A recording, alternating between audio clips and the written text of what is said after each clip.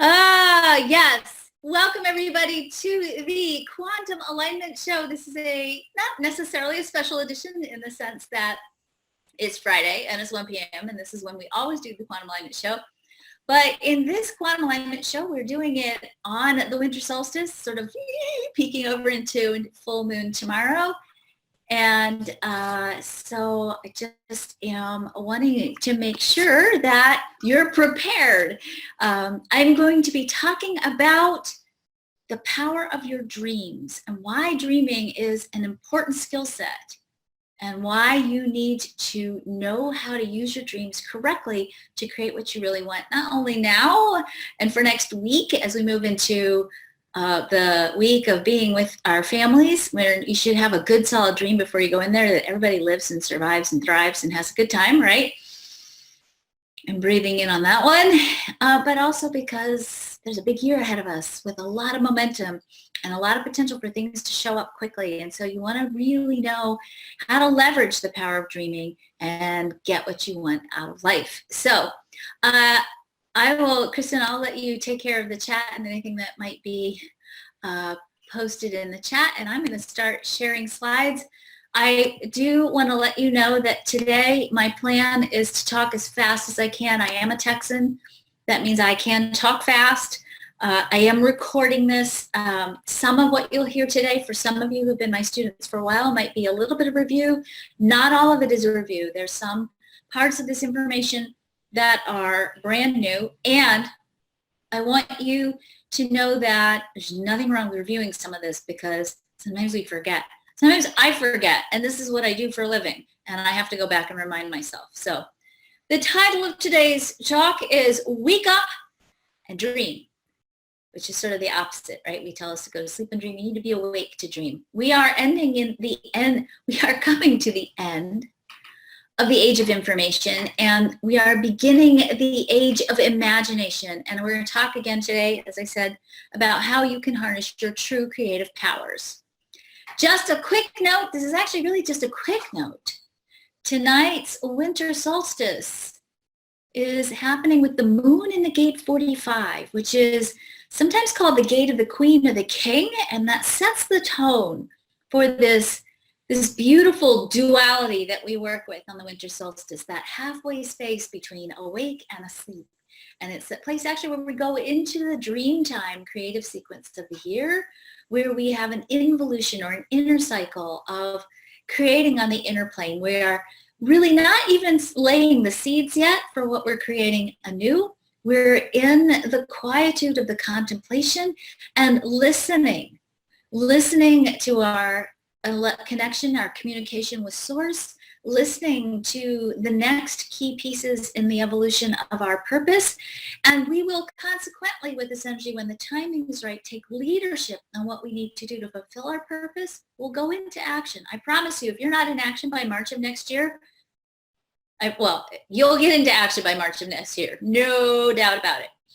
But for us to take right and aligned action, meaning for you to take the actions that's going to push you into and support you into creating the life you really want to be living, then we have to deepen this connection to source. So a very, very powerful time tonight to recommit yourself to serving as the king or the queen of your own dream, and to claim those dreams and defend those dreams, and to value those dreams enough to trust source to bring in the energy and the serendipity and the magic and the miracles that you need to make your dreams come true. I'm going to talk today about what's up on planet Earth, shifts in consciousness, what we need to be paying attention to, particularly in the next decade in terms of our own personal growth and evolution. I'm going to tell the true story of who you really are. We're going to go through the basics of creative mechanics on the quantum plane of how you make dreams into realities. And I'm going to end today with some really important way of reframing your perspectives on your dreams and really couching it in some interesting and powerful science. So some of what we're going to be talking about is what I like to call pre-science. I call it pre-science because 10, 15 years ago, some of what I talked about was pre-science. Now it's science. So I'm just telling you what I'm talking about now is pre-science. I have a strong suspicion that in the next 5 to 7 years or so, what is now pre-science will be real science. Or maybe we won't be using science in the way that we use science anymore, but there's a place for science, and science is all about being able to predict the future by understanding the patterns. So we're going to be looking at patterns, and we're also going to be looking at some prophecies. So what's up on this planet? For us to really understand what's up on planet Earth, we have to start first by looking at what's come before. What we know is that in a lot of this comes from the more esoteric realm of human design. And what we see in human design that we don't talk about often is that human design is actually a template for the mechanics of human evolution, and that we literally are in a shift, and that we started in the shift a long time ago. And right now, what we're really wrestling with is completing the phase of our evolutionary shift that started in the late 1700s.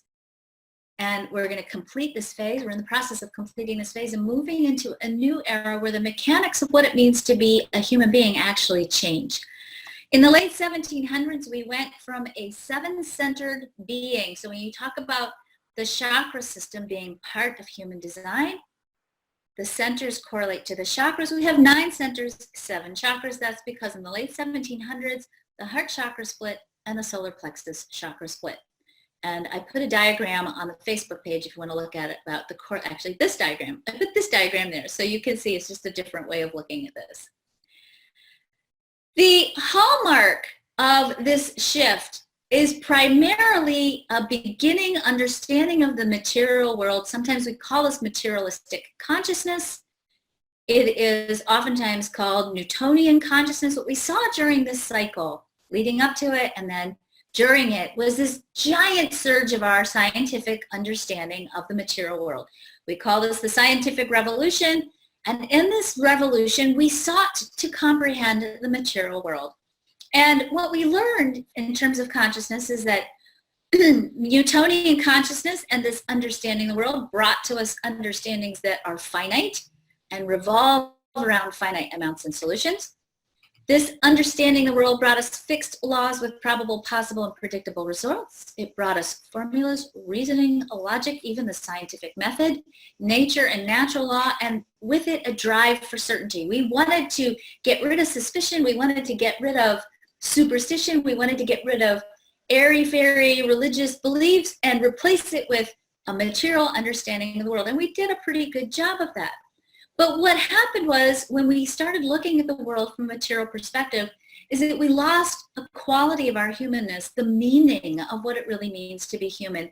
And when we started to explore humanity and being human from a formulaic perspective, which we even did in terms of evolution, even Darwin is sort of a formula, right? Survival of the fittest. What this did was it set us up to start valuing ourselves and each other in a very materialistic way. And the end result of that is we began to value each other based on our material worth. I mean, if you really think about how we look at the world, and I invite you to lovingly and gently explore this, how much do you derive your sense of value or worth from your material belongings, from your material worth? And we have to work really hard sometimes to transcend that. And we've structured a whole life system on this idea of people's values and materialism. What happened is, just to kind of bring this around full circle, the first thing I want you to get before we move into the next cycle of this evolution and give you some hope, don't despair yet, is that evolution is the imperative of consciousness. The nature of life itself is to evolve. We want to evolve. You came here as a baby, most of you. Some of you came in pods, but you came here as a baby. You are not a baby anymore. You evolved. Consciousness wants to evolve, and we are playing small parts, chapters in a bigger story of human evolution. And when we think about evolution, it's not really so much Darwinian. In fact, there's a lot of science now, particularly when you start to look at the science of morphogenetic fields and quantum physics, which we'll look at in just a minute. Evolution is maybe a lot more conscious and a lot more deliberate than what we were taught in school. In the 1920s, we saw the emergence in the material understanding of the world of quantum physics. What quantum physics brought us was an understanding of the building blocks of the material world. Quantum physicists began to explore atoms and electrons and neutrons and even smaller particles. And the particles that make up matter. And what quantum scientists discovered and actually kind of freaked out about was that the building blocks of matter didn't behave like matter at all. And that really started to create a big growth in how we perceived science and ultimately how we perceive the world now. Our understanding of the material world is very different in 2018 than it was in 1780, because we now understand that our material world is mostly space, it's very temporary, and it doesn't follow some of the same rules that we were taught even in physics in high school. For some of us, the physics we learned in high school isn't even now very relevant in a lot of ways. If you can believe that what we understand about the world and how we exist in the world and the way in which we create in the world is a mirror or an expression of our consciousness, what you will also know is that around this emergence of quantum physics as a field of study and a valid science, we also saw with it the New Thought movement.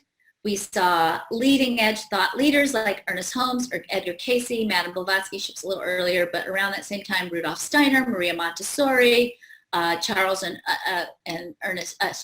Myrtle Fillmore with Unity Church.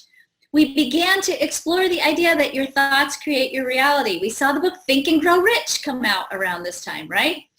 What we learned also was that we are all connected by virtue of the quantum field. So this idea of unity consciousness, that we are all one, was verified and validated for us by quantum science. And we began to live as a philosophy.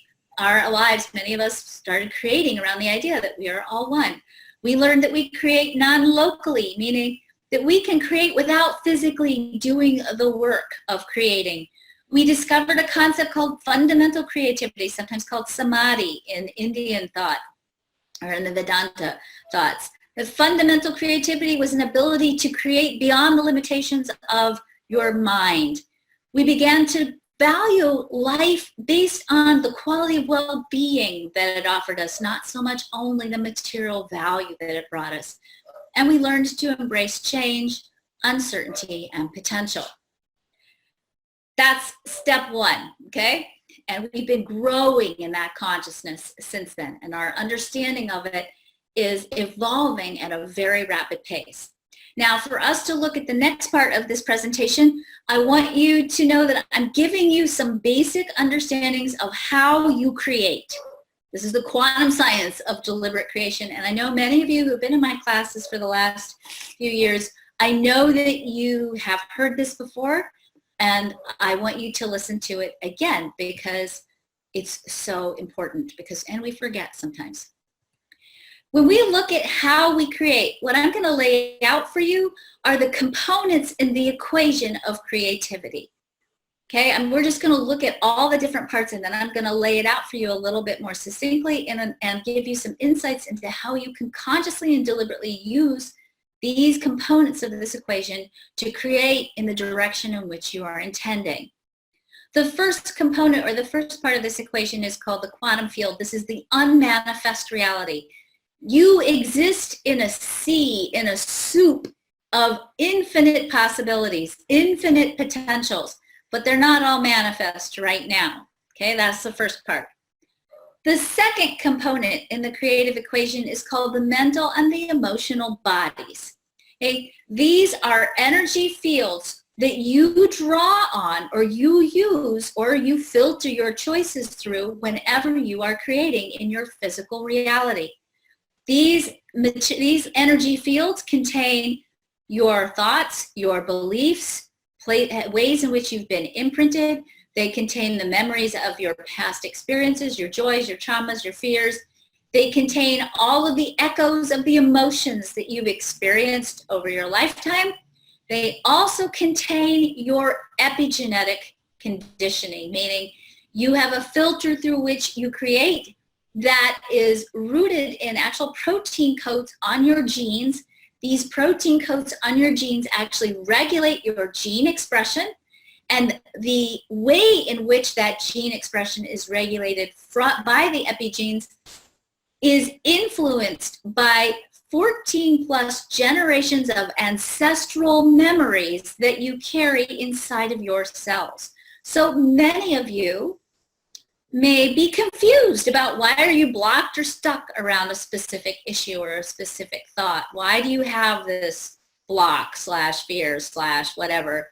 And some of you might find that the answer isn't so much in you, like what you've done or where you're doing wrong or what's broken about you, but rather some of you may be carrying an ancestral memory on a cellular level that's influencing what you're allowing yourself to create in your life.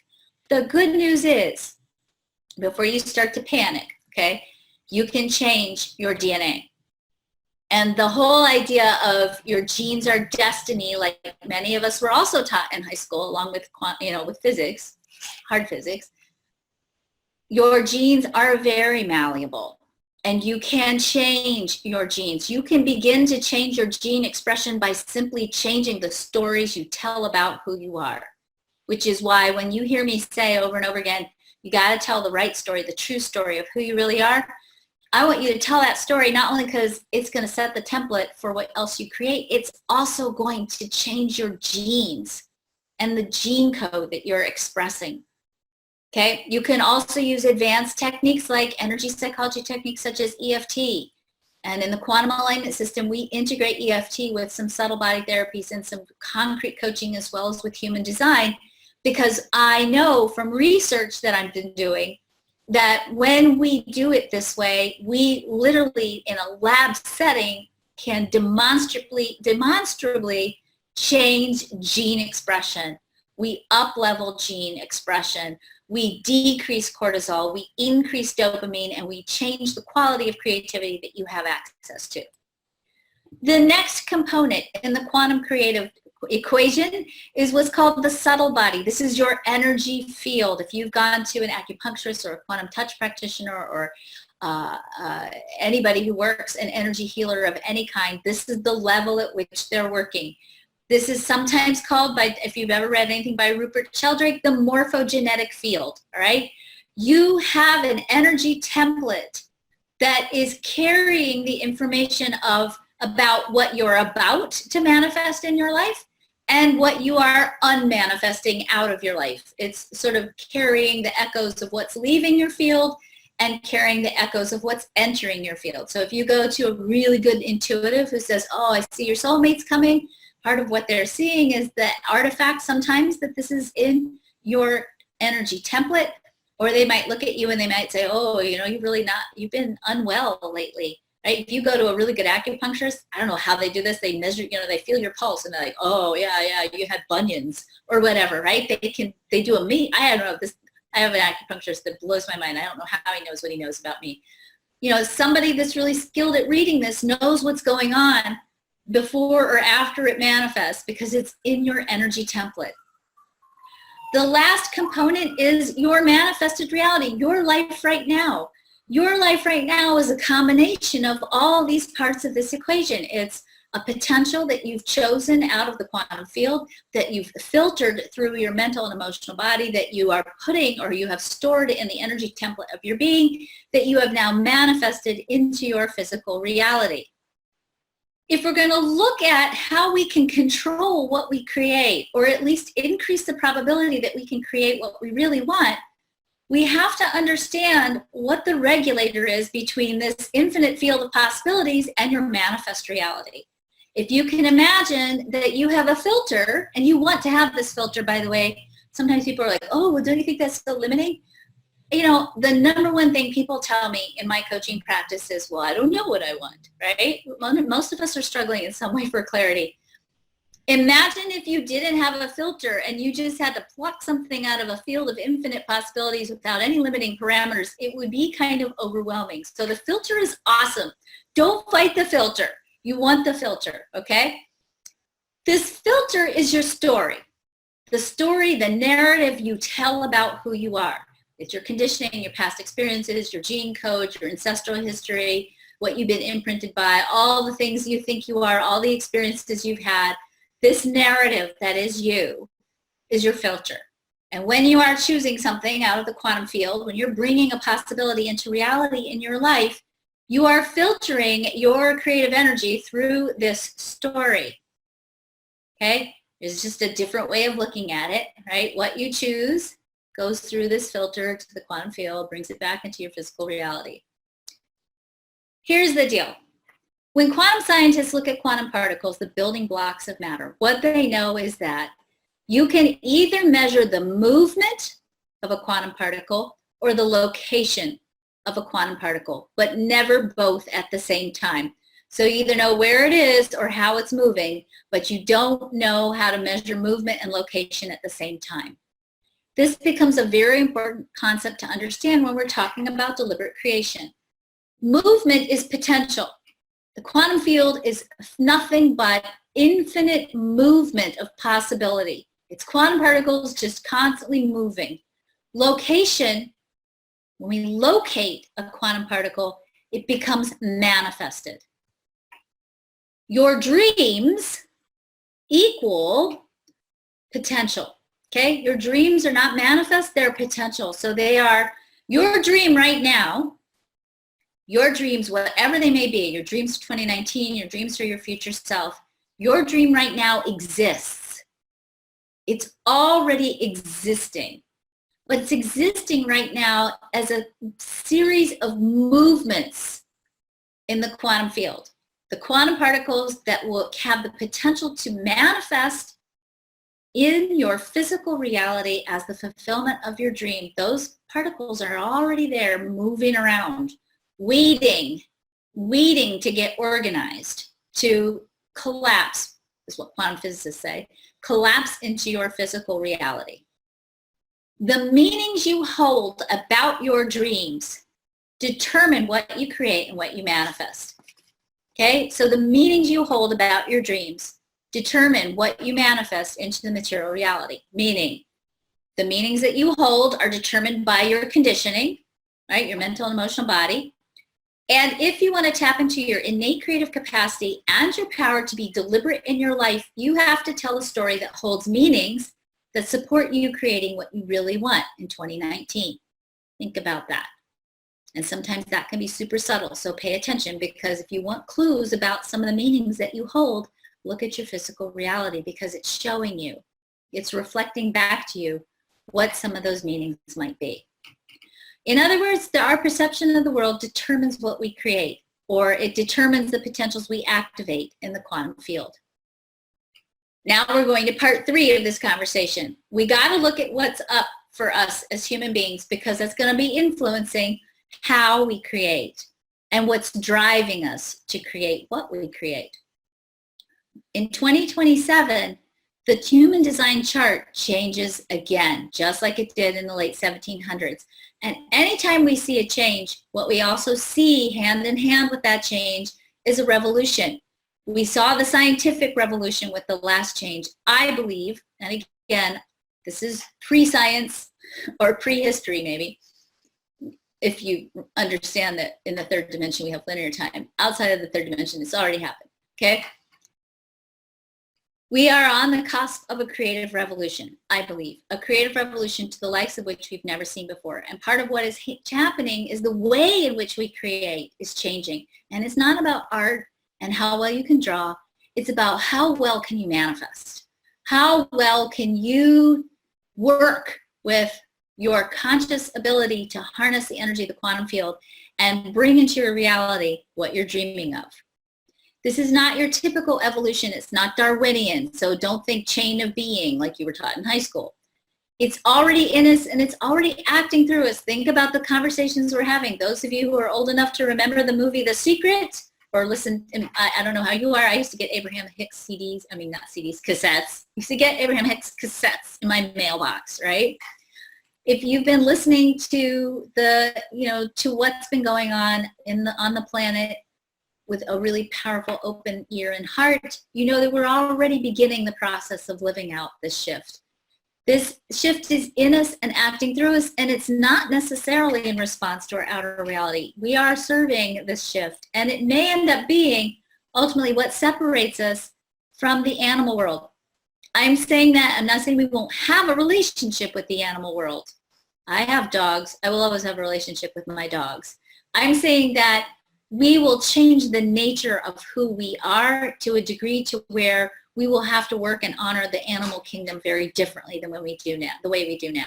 We will become to a place where we have a very different, I believe, high quality relationship with sentient beings that's better than what we're doing right now. This change is in us and it's waiting to be activated. So if you think about it, it's in the morphogenetic field or the subtle body template, that energy template of the planet. It's already here. We're already bringing it forth into form. And we play a part in orchestrating this next phase in humanity. Our own consciousness is part of creating a world. And actually, I just read a really interesting survey that said about 15% of the people on the planet are dissatisfied with materialistic meanings, and they are consciously cultivating a wave of consciousness that is rooted in the value of well-being. And that wave, and you're all part of it, you wouldn't be here today if you're not part of it, that wave is what's creating the energy, the template, the critical mass of shift in consciousness that we are heading towards. Consciousness does not, this is a quotation from Abraham that I love so much, I think it's a good one. Consciousness does not need physical form, but physical form needs consciousness, okay? And consciousness enjoys physical form because physical form is the leading edge of thought. So consciousness expands through the physical form. It's not one or the other. So our physical reality is the way in which consciousness is evolving, or through the medium through which consciousness is evolving on the planet. There are 4 stages in evolution in human design. We are only going to talk about stage 1 today because I value your time, and I know that some of you may not geek out on this as much as I do. There is, I believe, if you look in the video section on the Facebook page, I think there is a video in there about human design evolution that goes into more detail. If you want to look at that, I think we did that this summer, if I'm not mistaken. In stage 1 of this evolution, this channel, the 3955, which I like to call the channel of the alchemist, actually changes the way in which the energy flows through it, making the gate 55, which is called the gate of abundance, the driving gate in the entire human experience. This doesn't change throughout the other stages. This is the primary stage that's being set. The gate 55 says, when I am aware of spirit as source, or as I like to say, consciousness and the quantum field, when I am aware of spirit and as source, and I cultivate my relationship with spirit, meaning I take care of my consciousness, I expose myself to energies that support my creativity, I stay in a space of expectancy that I am supported. I trust in divine order, the divine plan, the cosmic plan, whatever you want to call it. When I operate in the world with faith, meaning when I know that even if I can't see my support in the tangible reality right now, I know that I'm always supported. When we create with that mindset, then we have enough. That becomes the primary driver for the entire human experience as we move through this shift.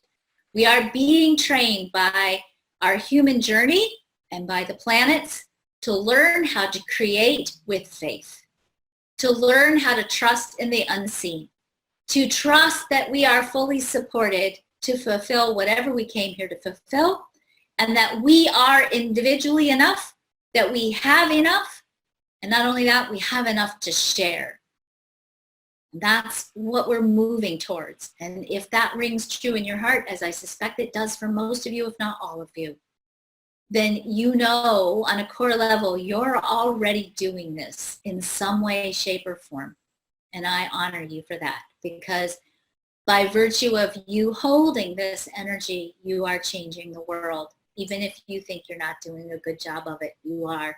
You're changing the way human beings create.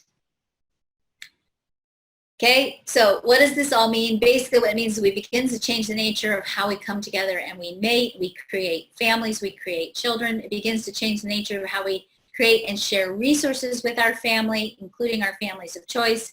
We begin to be rooted in alchemy and the abundance of spirit. It stabilizes emotions, and ultimately it takes us out of what I like to call binary consciousness, this or that, Republican, Democrat, black, white, male, female.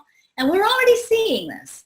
You know, this whole idea of, think about gender as a concept and how much gender as a concept has evolved just in the last couple of years, where there's an enormous amount of spectrum now around the idea of gender. And that's really a lot of what we're creating with, and the energy we're creating towards, with this end of binary consciousness. We are opening ourselves up to greater possibilities and releasing some of the limitations of our creative process. All right, now we're into the next phase. You ready? I promise I'll sum all this up as we get through the really juicy parts. We have learned from quantum consciousness that perception or meanings create reality. So in essence, you create your own reality, right? We say that a lot. I create my own reality.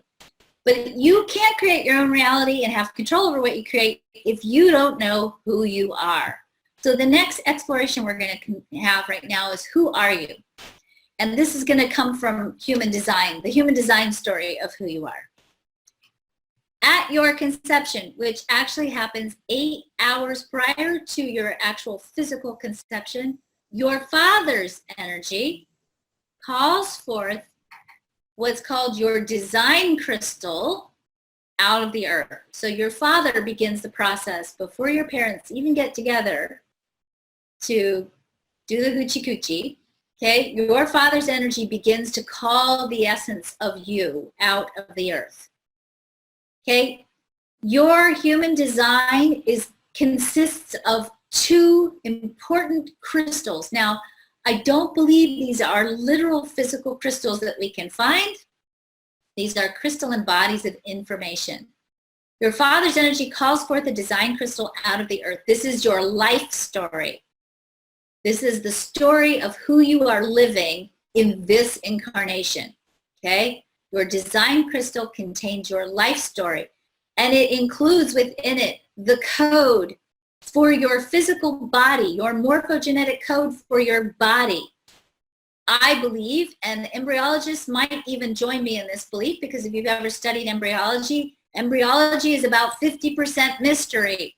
We don't know why a blastocyst, which is basically, you know, mom and dad cells that are undifferentiated, we don't know how they form somatomers and stomites and all the other things that they do that eventually become differentiated body parts. We don't know why a baby becomes a baby from cells. We know it does, but we don't know how, okay? I believe that the morphogenetic field, or the subtle body template for the baby, is contained in this design crystal, and this design crystal begins the process of picking which egg, well, the egg part is probably usually pretty handled, but which sperm is going to be with this egg, and how do we put it all together in the way that makes you be who you are. It includes with it all the parameters of your story in this lifetime, your parents, your genetic memory, your epigenes, all of that is contained within the design crystal. Okay, so it manifests your life story and your life purpose. The design crystal comes bundled with what's called a magnetic monopole. Okay, so when you are conceived, your design crystal, this code for your life story, is bundled with a magnetic monopole. A magnetic monopole is a magnet that only attracts. Now, for years and years and years when we taught this, scientists had not discovered magnetic monopoles. So they were like, that's not a thing. Within the last 3 years, scientists have actually discovered a magnetic monopole, that there is such a thing as a magnet that only has one pole, and it only attracts, it does not repel. So you cannot repel. That's not in your power base. You are only an attractive being, okay? That monopole attracts into your life all the things you need to have, all the experiences, all the people that you need to have to fulfill your life story and your life purpose, okay? The design crystal, once your body matures, takes residency in the ajna center.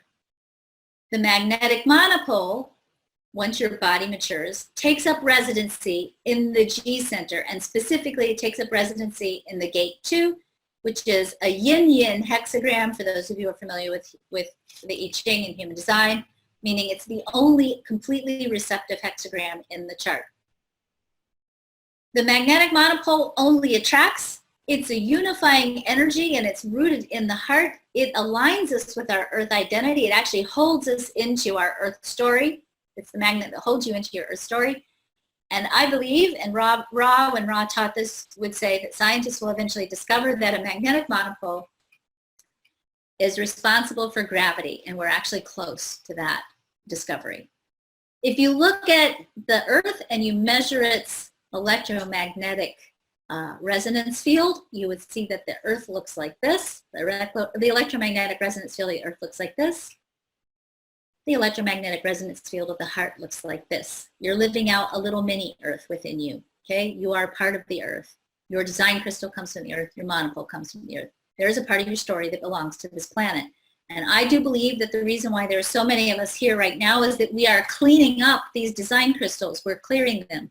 We're getting rid of old programming. We're cleaning up the gene code so that when we die and it goes back, our design crystal goes back into the Earth, the next generations of beings on this planet are not going to be carrying these old stories of lack and suffering anymore. There is one other crystal in this process called the personality crystal. The personality crystal contains your soul purpose, and it emerges into your body at the moment of your birth. I'm sorry, sorry, I always get this part mixed up. The personality crystal emerges into your body about 3 months prior to your birth. 88 astrological degrees, about 3 months prior to your birth. Your soul purpose, the design crystal that carries the code for your soul purpose, enters your body. The combination of these energies, your soul purpose and your life purpose in your body, living your story, makes you a once-in-a-lifetime cosmic event. So if you ever think that you're not important, you're wrong. You are an irreplaceable part of the cosmic plan, and you are a once-in-a-lifetime cosmic event. You are that precious. Okay, next section. Your thoughts calibrate your emotions, which calibrate your heart. We say, your thoughts create your reality. I want to change that equation up just a wee bit, because your thoughts create your reality, but your heart also creates your reality. And you need to know how to calibrate your heart so that your heart, your magnetic monopole, that magnet in your heart, that resonance field, is attracting into your life or collapsing out of the quantum field the dreams you really want to be living. When we look at the mechanics of manifesting, what we see is that your thoughts, your imagination, your dreams, your capacity to use your imagination serve the function of stimulating an emotional response. That emotional response in turn calibrates your heart. The calibration of the energy of your heart calibrates your monopole, and you begin to attract into your life experiences that match the frequency of energy that you're holding. So let me break this down for you because it's so important and also super simple, all right? If I say the word money to you, and I'm just going to say the word money to you. You take a minute and think about the word money.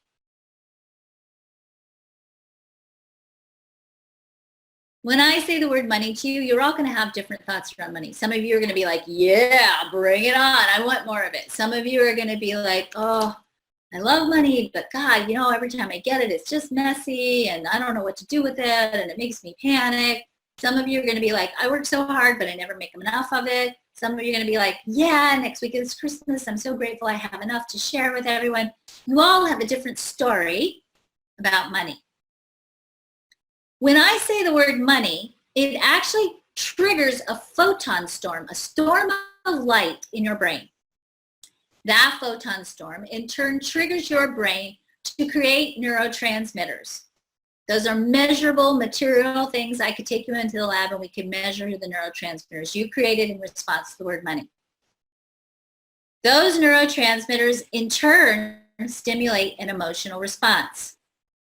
That emotional response in turn calibrates your heart. You're panicking about money because you suddenly had a thought about money like, oh my God, rent's due next week. Your thoughts created the emotions that stimulated your heart to experience panic. Okay? If you had good thoughts about money, you probably created a state of what's called coherence in your heart. Your mind, your body, and your heart were all aligned. Your energy is nice and even. And you're relaxed and calm. Your dopamine levels are high. Your stress hormone cortisols are low. You're in a hyper-creative state when you're in a state of coherence and peace and calm. When your emotions are operating in a powerful, positive way, and you're deliberately holding thoughts that stimulate powerful, good, and juicy emotions, you are also calibrating your heart to stay in a coherent state, and you're increasing your capacity to create. So your emotional frequency, the emotions you offer, influences what you create. Okay, going back to this chart, your consciousness is the mediator of this entire process. When we look at the solar plexus, and I'm bringing you this information because we think so much our thoughts create our reality, and we're like up here trying to control our thoughts. But if you're not looking at what emotions are getting triggered by your thoughts, you're only looking at part of the equation in the creative process. Your mind, if we started to look at all the gates up here in the head and the ajna, you would be completely freaked out that this is where you think you might be doing your creating, because the mind is suspicious, it's doubtful, it's confused, it wants to know the unknowable, it has false answers, opinions, too many ideas. It's not a great place to be making decisions. It's a great place to be dreaming. In fact, the three gates at the top of the ajna, the head center, the 61, the 63, and the 64 are called the three gates of dreaming. It is through dreaming that we interface with cosmic consciousness or with the quantum field. The solar plexus brings us the energy for community, sexuality, passion, experiences, intimacy, abundance and connection to source, alchemy and creativity. This is the source of your true creative power. Your emotional energy is your creative energy. And when you can consciously choose the thoughts that stimulate powerful creative emotions, then you can use those emotions to stimulate or synchronize the electromagnetic attraction field of the heart. And then you create your reality, not only with your thoughts, but with your heart. So, as I said, we are in the midst of an evolution as a result of a shift in consciousness. I'm summing this up for you guys before we go to the last and final thought here. Ooh, I'm doing good. Okay, so here's the summary of what we talked about so far. You ready? We are in the midst of an evolution as a result of a shift in consciousness, or evolution in consciousness. The meanings you give your dreams influence how you take potentials and turn them into realities. We are being trained by the planets and this evolution to create from a place of trust in our sufficiency. In other words, to have faith. Sorry, I have two different fonts here. Next point, you are an attractive being, and you can take that however you want, all right? And your heart is the source of your attraction powers. Your imagination creates emotions, which calibrate your heart, which influences what you attract into your life so that your dreams can become a reality. Okay, so just again reviewing this slide, you have this quantum field of infinite possibilities, and you have your life right now, and you have your filter that's your story. You want to amp up the quality of your story and increase the possibility and the quality of what you want to create in your life. You've got to use dreaming and your imagination, the power of dreaming, visualizing, imagining, to stimulate your emotions, to calibrate your heart, and to also change the story of what you believe is possible for yourself. Okay, we're in the last section. I wasn't sure I was going to be able to cover all this, but we're doing good, so I'm excited. All right, the last thing we have to talk about, there's more to talk about, but we'll keep it short after this. Quantum scientists discovered that individual quantum particles could influence other individual quantum particles all over the place. They did not have to be physically connected to influence each other. And that in turn, when we look at the quantum field and take it out of the third dimension, now let me tell you what I'm talking about. We are living in a third dimensional reality. That third dimensional reality gives us shape and form. It also gives us time and space. When we look beyond the third dimension, when we're looking at the quantum field, it's not operating within time and space. So trying to locate something, remember, in the quantum field, you can't locate quantum particles because they're constantly in movement, right? So there's no location, there's no space, and everything's connected, okay? Everything's happening simultaneously and everything's connected. It's only down here that we experience time and space. So ultimately, you are connected to every single thing on this planet. When you're not thinking about the connections in the third dimension, when you take this beyond this third dimension, everything in our reality, even the butterflies on the other side of the earth in China, are connected to you. What that also means is that right now, beyond time, space, you're already connected to your dream, okay? So just take a second and really absorb that, because that's a pretty cool thought. All these things that you have perceived perhaps as being intangible or difficult or impossible, your dream, it's not some nebulous thing that's floating out there. You're already connected to it. All of the quantum particles of you and your physical reality are already connected to that dream. Here's the other thing that I want you to think about.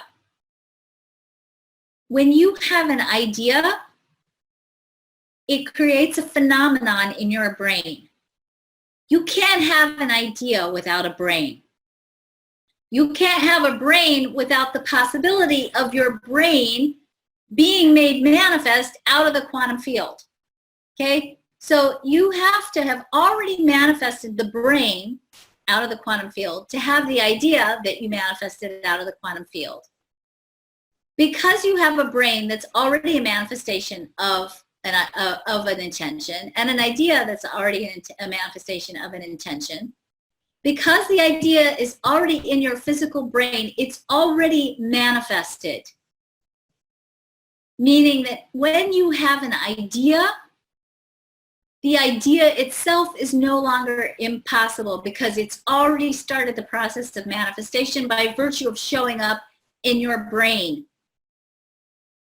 So all this idea, what's the song from the Man of La Mancha, right? To dream the impossible dream. I'm not going to sing it, but you can't have an impossible dream. It's not possible to have an impossible dream, because the minute you have a dream is the minute it's possible, because you've already started collapsing the quantum potentials as your mind and your brain, and ultimately also the neurotransmitters and the emotional response and the heart calibration. You've already started the process by virtue of having a dream. So it can't be impossible. It's impossible to have an impossible dream.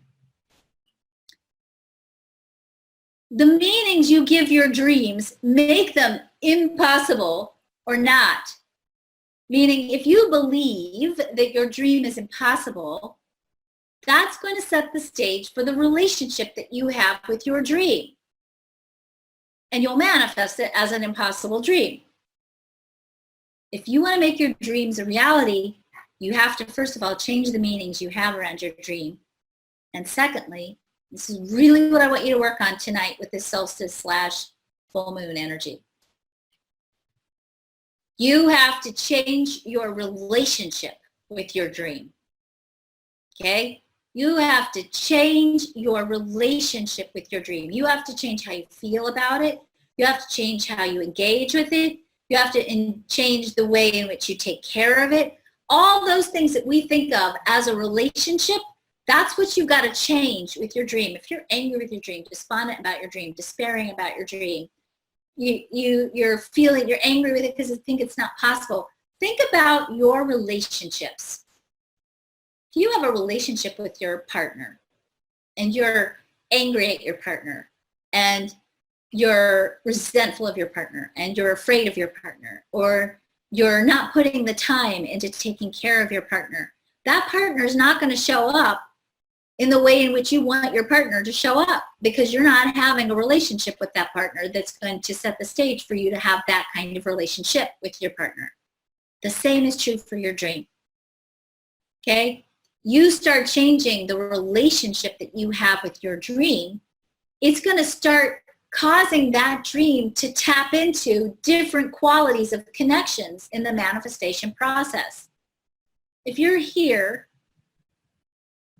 and your dream's behind you and you're not looking at it and you're too afraid to deal with it, you're not paying attention to it, you're not giving it energy, you're not supporting it, you're resenting it, you're hating it, you're afraid of it, whatever, that's the relationship you're building, and that's the connection you're creating to it. Those are the quantum connections you're activating when you're treating your dream that way. If you are loving your dream, nurturing your dream, paying attention to your dream, honoring your dream, supporting your dream, valuing your dream, loving your dream, creating a juicy relationship with this dream, the quality of the connections that this dream makes with you and your physical reality change. And what you end up collapsing through that story filter of yours is going to be very, very different. When you have a good relationship with your dream, think about what you're creating in that attraction field of your heart. Think about how attractive you are in your relationship with your dream when you are taking care of that relationship. So here's the question that I want to leave you with on the edge of this solstice energy and on the edge of this new moon energy. And as we get ready to move into the energy of the new calendar year, what do you need to do to have a juicy, inspiring, romantic, seductive, powerful, positive, joyful relationship with your dream? And I invite you tonight to find some way to symbolically invoke the archetype of your dream. Whether it's, a physical thing that you have that can represent your dream. Maybe it's, I will tell you that for me, I have a very close relationship with sea turtles. Anytime I'm invoking an energy around my dream, I embed my dream in a sea turtle, in the energy of a sea turtle. That's me. You might do it in your way. Maybe you want to put the energy of your dream in a stone that you carry with you. Maybe you want to create a bracelet for it. Maybe you want to put it in a pouch for you. But invoke the archetype of your dream. Invoke your dream into physical reality tonight with this solstice energy, with this full moon energy. Bring it in to your physical reality and begin to build a beautiful relationship with this dream. That sets the stage for you to create it, for you to collapse it into your physical reality in a beautiful and joyful way. Now, I'm just going to end with this. I'm getting ready to teach a brand new program called the Quantum Activation 2019. This program actually has 2 early bird special 2-hour live coaching Q&A sessions that start the 1st and 2nd week of January. If you want to get into this program and take advantage of the early bird extra bonus sessions, you need to register before January 31st. What you're going to get is you're going to get a copy of your human design plus a brand new report about your human design chart. You're going to get a copy of the brand new 2019 Human Design Evolution Guide. Oh, I have to move this to show you. I've showed you this a couple of times. If you've ordered one of these in the last couple of days, be patient with us. We sold out. So I'm getting more next week. Do not panic though, because this goes on the Human Design New Year, not the calendar year. So it actually doesn't start until January 21st. So don't panic. You're not missing out. But you will get a brand new copy of the 2019 Human Design Evolution Guide. This is weekly exercises and meditations to help you harness the power of the transits to help you create and design your year. In this home study program, you're also going to learn to understand your life purpose using your human design chart to make sure the actions you take are congruous with why you're here. You're going to do online trainings that are going to walk you through scientific formulas, rituals, integrated quantum alignment processes, and a step-by-step system that teaches you exactly how to tap into the magic of your creative powers. You're going to learn how to wake up your intuition, which you're going to really need to know how to do so that you can stay tuned in and amplify your connection to source so that you trust your own inner wisdom and your guidance. You're going to get the the Quantum Alignment System Foundation program that's going to teach you how to use EFT and other gene code shifting programs so you can continue to clean up whatever is in your story that might be keeping you from creating what you really deserve in your life. You're going to get the Understanding Gates, Channels, and Circuits class so that you can look at your chart more deeply and more succinctly and really understand what all those lines mean and really use those understandings to craft a deliberate and conscious life. You're also going to get access to the Introduction to Human Design home study program to help you master the basics of human design and your own chart. You're going to be part of a private Facebook community that we've already started where some amazing people have already started posting some cool things where you can connect with each other and be part of a like-minded group. You're going to get you're going to get 6 if you register early, live follow-up group coaching calls where you can get questions about your chart, your life purpose, your challenges, and more answered. Plus, you're going to get 16 weeks of weekly videos that have short lessons if you've already started the program. The first lesson is all about learning how to release self-judgment so you can engage more fully in the creative process and build a stronger and better relationship with your dream. The cost of the program is $197, and if you purchase the program or register for the program before January 31st, we will donate a scholarship in your name to anybody who wants to take the program. That's it. I can't believe I got all that done. And Karen, it's not January 31st. Sorry, right? Not January 31st, December 31st. See, I don't live in the time-space continuum anymore. December 31st. You have to register before December 31st. Thank you for catching that. Yes. Awesome. Okay, so we have a few questions from Facebook and Zoom. First question is, when, for example, a no gates are activated in the head and the ajna, does that mean all of the gates have an equal impact on that center? Yes. It means that you're unlimited in how you can use that center. So you're not going to be fixed in how you use that center. So it does become extra important for you to pay attention to who you're with because you're going to be using their energy and you want to make sure that that energy is serving you. So if you're around somebody with stankin' bankin', and they're influencing your relationship with your dream because they're naysayers, right? Then you really want to be mindful of not amplifying that energy and forgetting that that's not your energy. So I have a clear solar plexus center without any colored gates either. So does that mean that I'm not all that creative? No, not at all. It means you have the potential to amplify creativity. What that means is that you're unlimited in how creative you can be. You don't have fixed ways of using your creativity. You have unlimited ways of using your creativity. Also, it probably means you're nice. Karen, do you make a distinction between quantum creation and manifestation? No. It's really all the same thing. It's just, whenever you create, no matter what you're doing, whether you go to the grocery store, whether you go to the bank, whether you have a cold, it's all quantum creativity or manifesting. It's the same thing. Can I manifest no matter what, or does it depend on the activation of a certain channel or gate?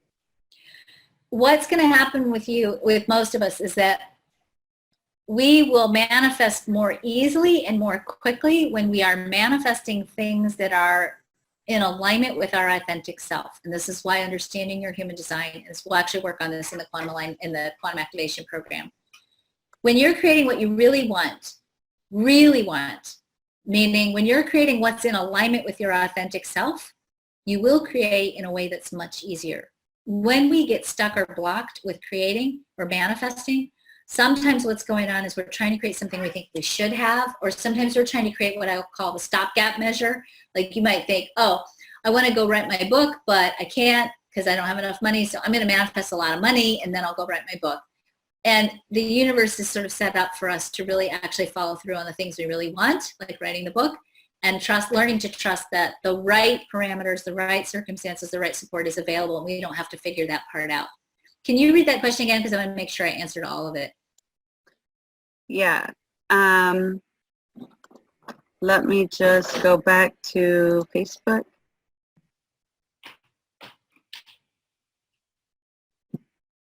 can I manifest no matter what, or does it depend on the activation of certain channels and gates?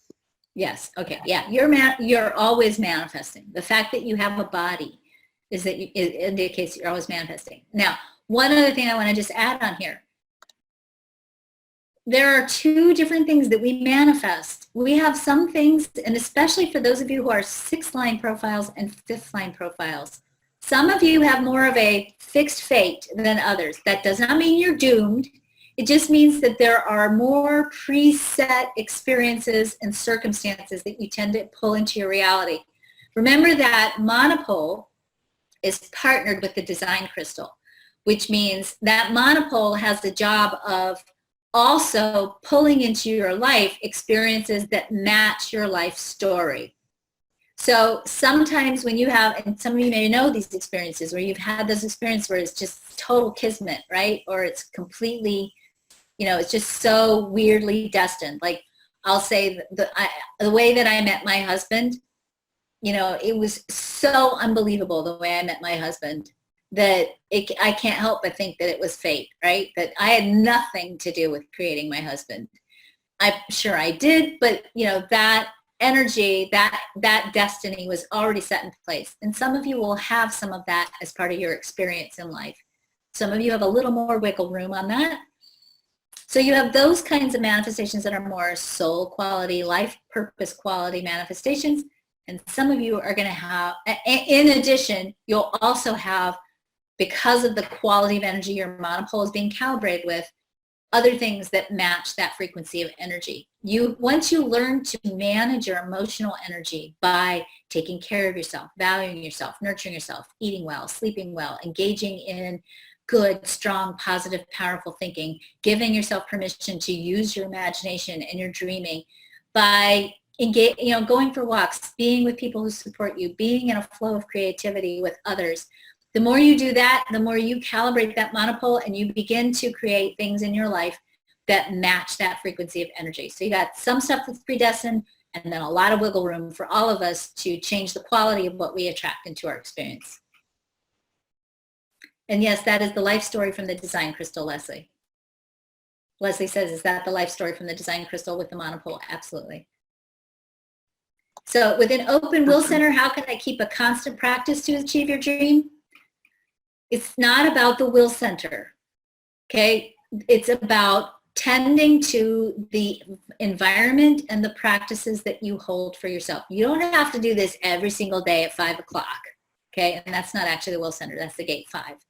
But you have to have a constant practice of learning how to, when your mind is doing the thing that your mind does, consciously remembering to turn that mind in the direction that you want it to go, using that imagination, creating thought forms that support your emotional well-being.